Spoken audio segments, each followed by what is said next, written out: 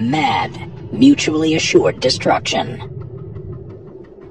What does MAD mean?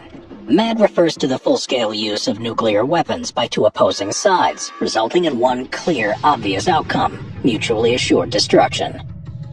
The policy of MAD rests on the idea that if two countries or continents are equally as capable of destroying one another through nuclear attack, then there is no incentive for either side to pull the trigger or remove it. MAD can be thought of as a giant game of nuclear war chicken. It's the delicate balance struck between these countries capable of such nuclear warfare that means neither side will use the technology. Instead, nuclear-capable countries will keep each other in check with the knowledge of the MAD doctrine, and that any sort of first move would result in global nuclear devastation. Another way to explain how the policy of MAD assures a tentative global nuclear peace is using Nash's equilibrium. Nash equilibrium proposes that in a game where each player knows the other's strategy, there is no benefit to changing your own. And that's where we find ourselves today, in a world where 8 or possibly 9 countries are capable of destroying the planet through nuclear war. We just have to hope no one is mad enough to launch the first strike. There are 8 countries known to be capable of nuclear warfare, having previously successfully detonated nuclear weapons. They are the United States, the United Kingdom, Russia, France, China, India, Pakistan, and North Korea.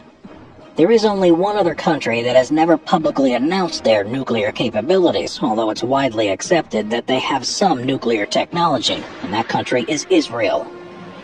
Of these countries, the first 5, UK, US, Russia, France, and China, are members of the Treaty of the Non-Proliferation of Nuclear Weapons, meaning they're committed to stopping more countries from gaining nuclear power and using their own to create nuclear energy. Very convenient when you already have nuclear weapons yourself. But not all these countries are fully capable of enacting the MAD doctrine. Only countries who have 3 legs of nuclear power are considered truly capable of MAD, as their own nuclear weapons cannot be wiped out in a single strike.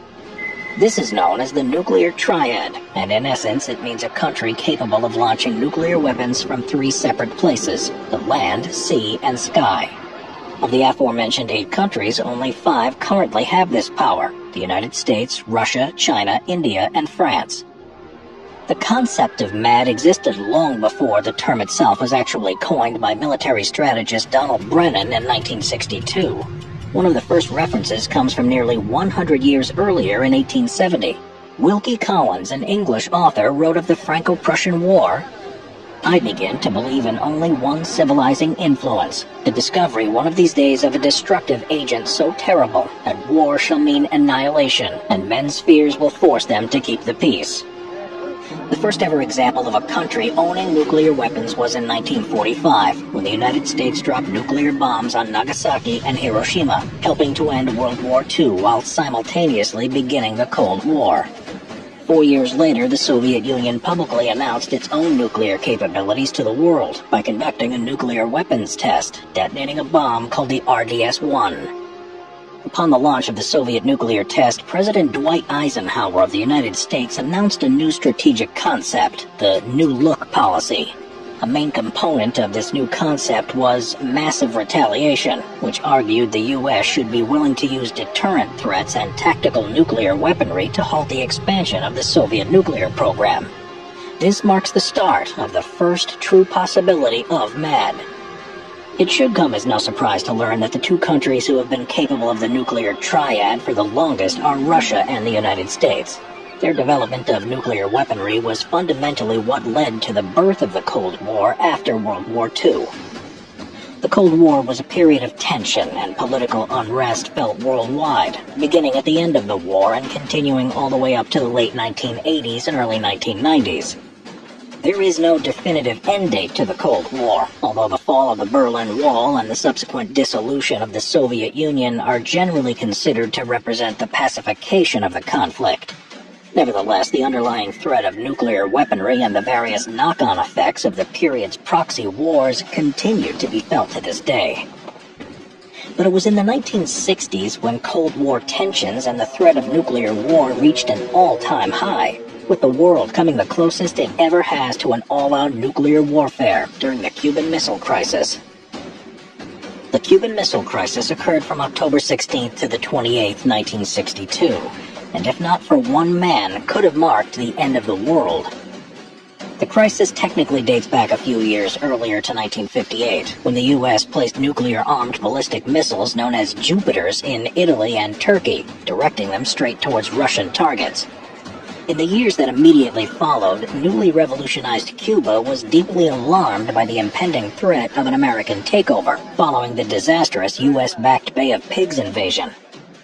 In response, their leader Fidel Castro reached out to the Soviet premier, Nikita Khrushchev, offering to host Soviet nuclear launch sites on Cuban soil in an effort to deter any further American incursions.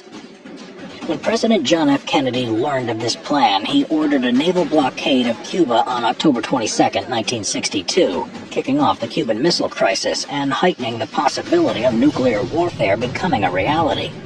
What followed was 6 days of tense meetings between the U.S. and the Soviets as they negotiated the disarmament of both the U.S.'s Jupiter missiles and the removal of any nuclear weapons already in Cuba. But it was during these negotiations that the scale came extremely close to tipping over, sending the world into total nuclear war and mutually assured destruction. In the midst of these negotiations, when each side was already assessing each other with extreme care, the U.S. did something incredibly risky and a bit stupid. A fleet of U.S. ships near Cuba identified a Soviet submarine lurking below the surface of the water. In an effort to force the submarine to identify itself and ignoring the rules of international waters, they began dropping signaling depth charges in an attempt to force the submarine to the surface. The Soviet submarine they attacked was called the B-59, and the crew on board hadn't heard from Moscow in a while. With no knowledge of what was going on above water and now finding themselves under bombardment, the men on board had to make a quick judgment call on if this meant nuclear war had broken out on the surface. The sub's captain, a man named Savitsky, quickly concluded that this meant war had broken out, and he immediately wanted to respond by launching a nuclear torpedo they had on board. But to do so, he needed one other man to agree, his chief of staff and the sub's executive officer, Vasily Arkhipov. Luckily for everyone, Arkhipov refused, saying they had to await orders from Moscow. Had he not, and Savitsky had launched that first nuclear strike, the world as we know it would not have survived. The next day, an agreement was reached on the surface between Nikita Khrushchev and John F. Kennedy, in which both countries would disarm their new forward nuclear stages. It was only much later that the world would become aware of how close the two powers had come to destroying the planet.